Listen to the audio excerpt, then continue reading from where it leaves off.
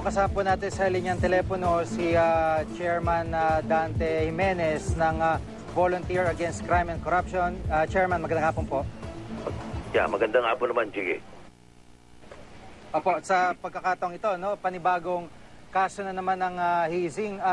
Yung panawagan po ng VACC, mas mabigat na parusa dito po sa hazing. Ano po masasabi niyo rito? Una-una, mabuti naman inamin ni Senator Lina, ang author nitong Republic Act 1849 o anti-hazing law, na imperfect yung batas nilang dalawa. At nakikita po namin dito sa VACC, walang ipin ang batas na ito. Napakalambot in terms of penalty, in terms of regulations. Tingnan natin ang penalty. Imagine murder, heinous crime, gagawin mo lang na reclusion perpetua. Kaya tinanggal nilang death penalty. Sa amin kasi, dapat ibalik ang death penalty for heinous crimes. At sa tingin ko ay mababawasan o kundi mawawala ang mga papatay ng mga fraternity members na yan. Pangalawa, Kiki, yung mga fraternities, dapat i-total ban yung mga fraternities using mga violent means as a means with regards to initiations nila, rights. At tama yun. May mga influential people na nasa law enforcement na, nasa prosecution, nasa korte, mga justice pa iba, mga brotherhood. What's brotherhood? If you're killing your member to be.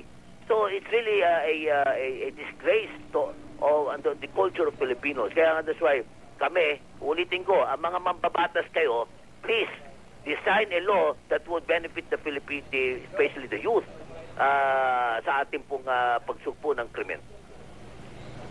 Opo. So, kung kayo po tatanungin, saan po dapat magsimula itong para mahinto yung ganitong kultura ng karahasan, lalo na sa mga fraternity?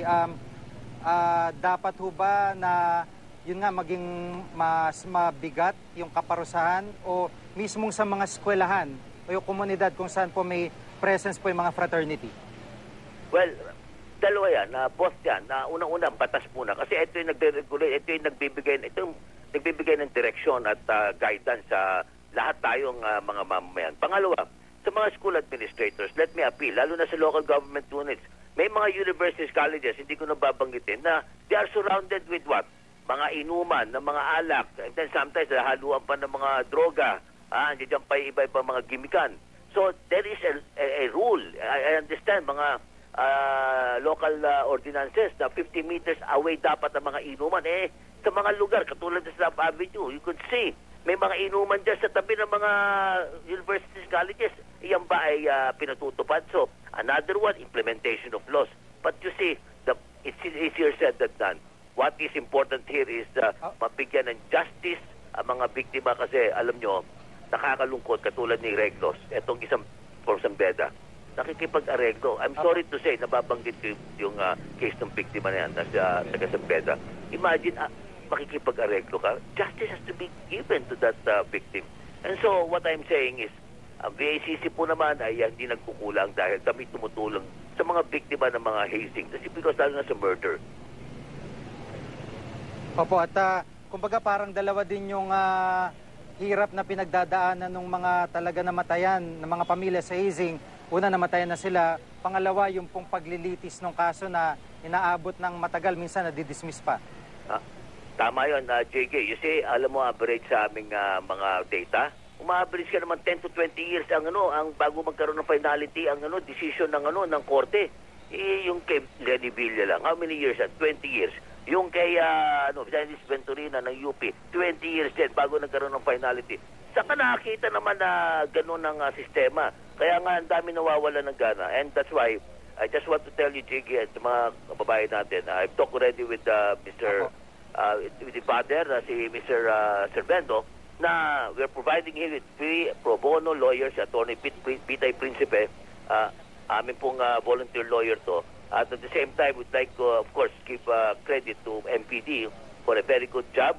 At sana naman magkaroon din ng parallel investigation, I understand, ng NBI. So these things are being monitored by all, especially mga magulang at the BACC na which have taken cognizance of this case.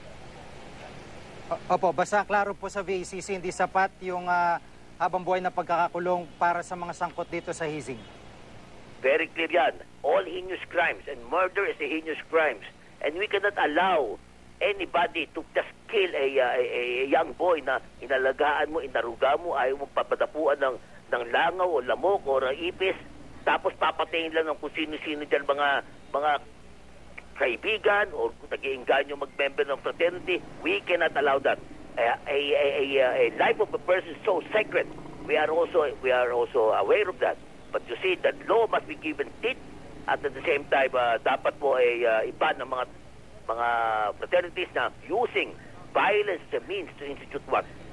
Faith, loyalty and respect. Oh, come on. Maraming salamat po sa pagkakataon si Chairman Dante Jimenez, ang Volunteer Against Crime and Corruption. Maraming po salamat.